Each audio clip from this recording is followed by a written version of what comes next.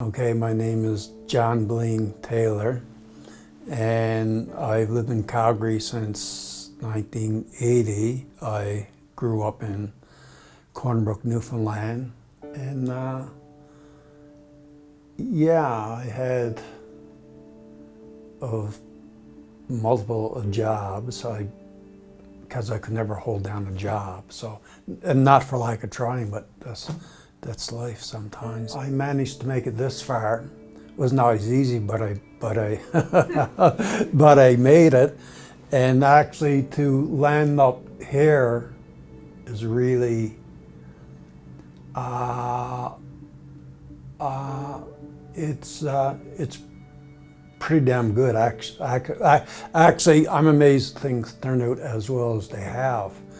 And even though I'm going through a bit of a rough patch now, I'm very optimistic about the future. I learned to, appreciate what I do have. Because the way I see it, I could complain about what I don't have, or I could value what I do have.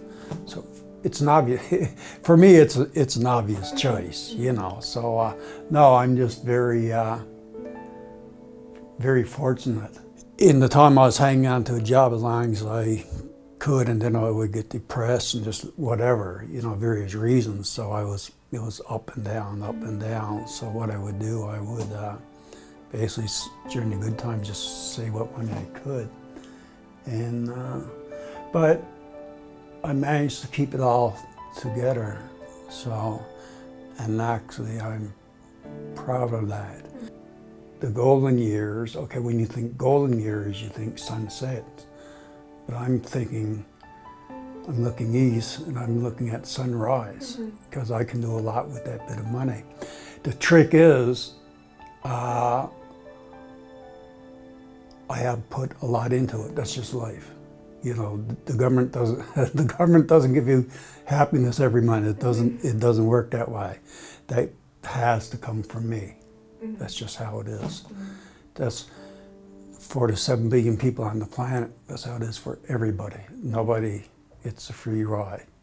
It probably sounds ridiculous, but I get very attached to things. And a lot of the reason for that is too, because there were periods in my life too where in the late 70s and early 80s, I was moving around a lot and hitchhiking through Western Canada, and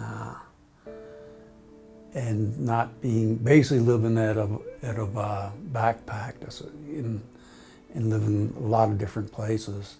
So now when I find a place I like, I just, I truly embrace it, yeah. So, and honestly, the luckiest break I got in my life was when I moved in here in June of 2013. Looking back on it now, right, it worked out for the best, because through reading, you're better understand life, and through fitness, better able to live it. So that's not so bad. And I was always very frugal with my money anyway. Good thing. I never owed in, it bugs me to even owe a 50-cent lottery fine. I mean, I can't rest till that's paid back. So, and when I was young, I did things like drugs, but I never went over the edge. So. And I was never addicted to anything anyway. I had bad habits, but I didn't have addictions. And basically these habits, just looking back, just stages of life habits, So it gave me stability, and with stability, to build on that, peace of mind. And so it's sort of like I can relax a little now. And I'm hoping I can do a lot with that.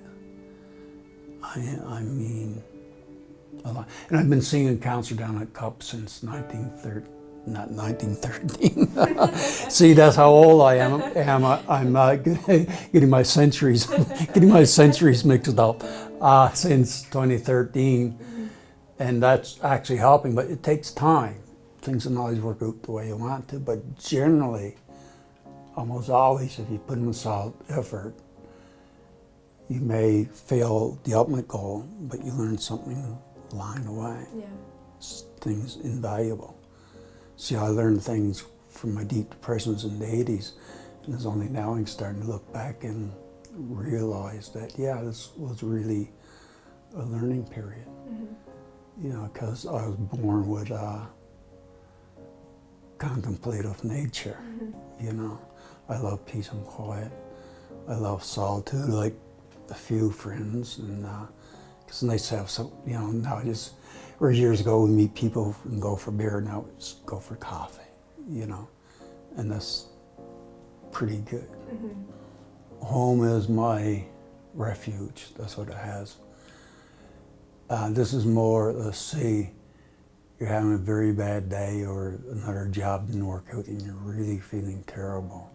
So home was a place where I would go and lick my wounds and have my depression and get over it, and then get back at it again. And my ultimate goal for now is to be the best version of myself I can be. And that's going to take a lot of work.